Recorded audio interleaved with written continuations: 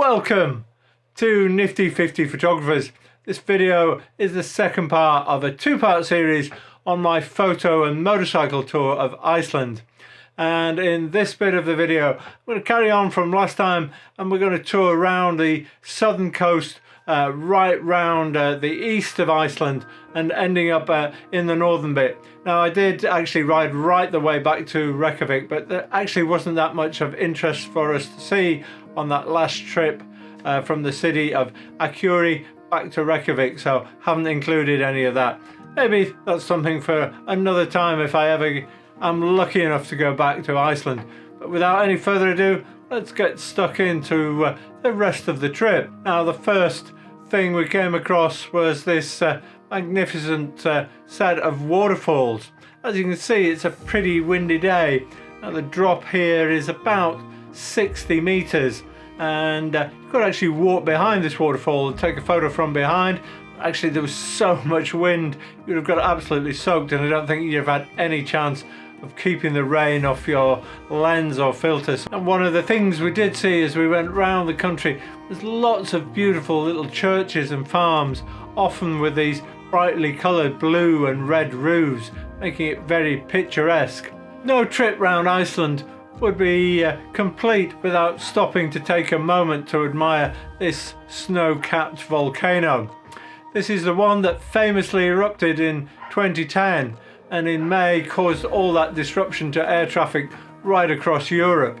Our next stop was at this magnificent waterfall. This has about a 60-meter drop, and I tried both short and long exposures.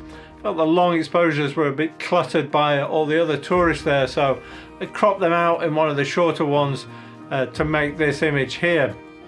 The next stop for us was to see this wreck of a DC-3. This is a US Navy Douglas C-117D that crashed in 1973 with 7 crew on board, and they all survived. It really makes for a dramatic scene, and it's really just there for the tourists.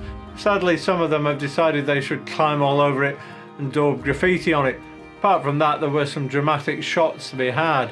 Iceland, as you might see, is full of waterfalls, and this next one right by a farm had really an amazingly beautiful location, topped off by a couple of the very cute and pretty Icelandic horses that you see all over the country. Now, legend has it that this farm was settled in about 1870, but there was a particularly nasty character who lived there, and for his nastiness, the next 9 generations of the family were tormented by a spectre of a dog called Mori, if I'm pronouncing that correctly.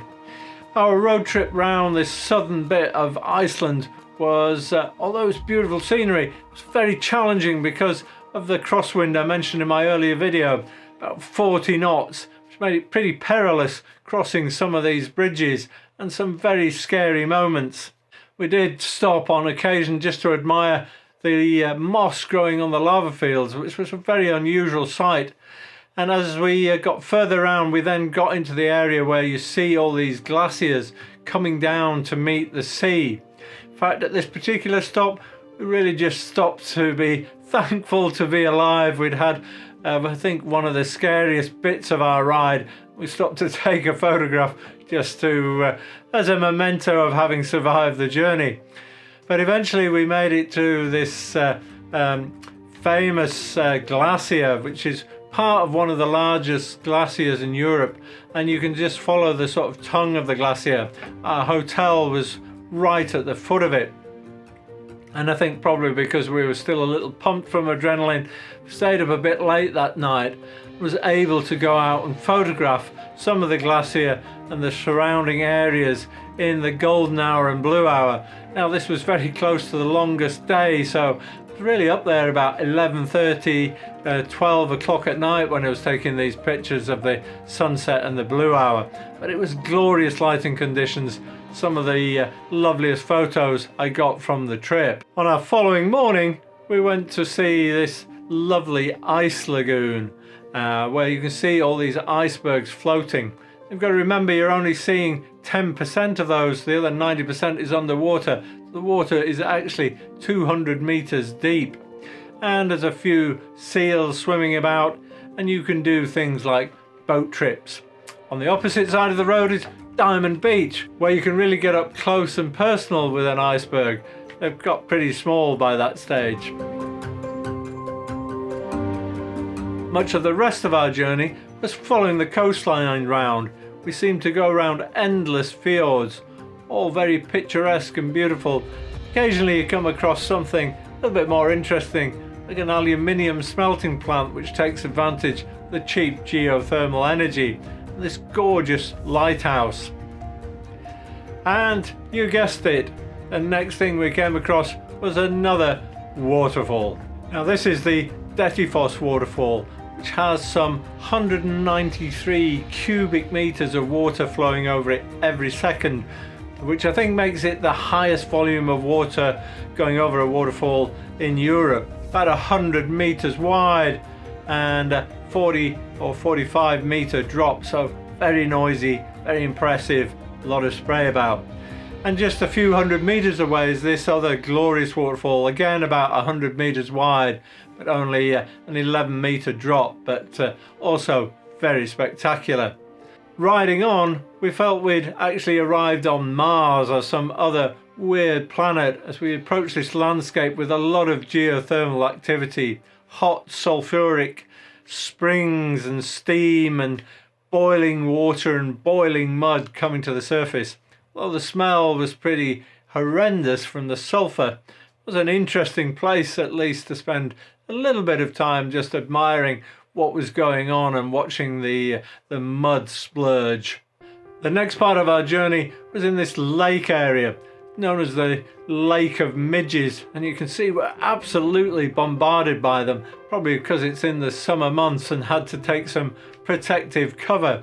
But a beautiful area full of greenery, full of craters and different shapes, and these pillars of lava that were left over some 2,300 years ago when the crater was originally formed.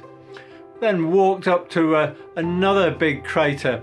Now this one's about 420 meters high to the top. Diameter almost a kilometer. The sides are about 200 meters high in themselves. And no trip to Iceland would have been worthwhile without making a special journey to Husavik. One of the most beautiful roads I've ever seen and ridden. Gorgeous scenery around us.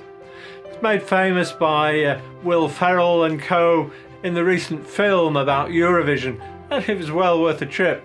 It's also the sort of whale watching capital of Iceland, almost of Europe, and they're pretty much guaranteed to see whales every day. We saw the famous church and the harbour. Sadly, not enough time to see the whales. It was a lovely little town to visit and gorgeous riding territory. And if you are making this journey, you can go through a tunnel to get you into the city of Akureyi, but actually we took the detour to avoid the tunnel. It was one of the most spectacular roads of our journey, so well worth doing it. Also saves you the toll fee. But when you get into the city, you see a lovely harbour. There is also another magnificent church and some other characters on the streets. I love these little stop signs with the heart-shaped red colour lens on them. And no trip to Iceland wouldn't be complete without a little dip in the Blue Lagoon to relax after your hard journey. And it was gorgeous and warm and a great way to unwind. I hope you've enjoyed that. Now what you should do next is either watch part 1 of my trip around Iceland, or if you're thinking of making your own holiday plans, then check out my video on what gear to take with you when you're travelling. I look forward to seeing you next time.